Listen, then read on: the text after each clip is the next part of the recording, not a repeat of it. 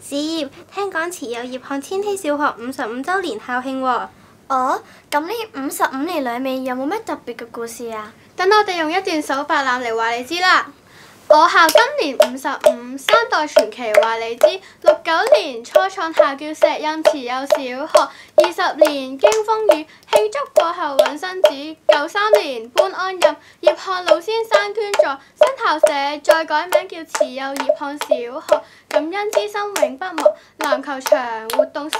校園生活多姿彩。05年開石梨，千禧校舍新起航，地方大設施靚，半日改為返全日。獻校禮星光燦，教區書記來加持，三代校再易名叫做慈幼葉漢千禧小學，實踐預防教育法，學習經歷多元化，多元化。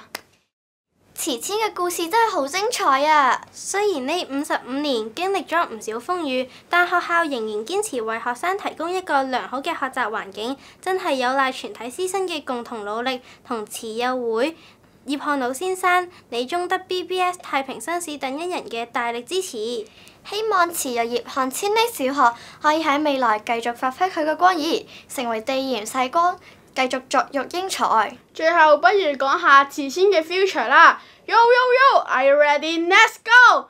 今日嘅慈幼葉漢千禧小學嘅校園設施越嚟越靚，同學歡樂笑呵呵。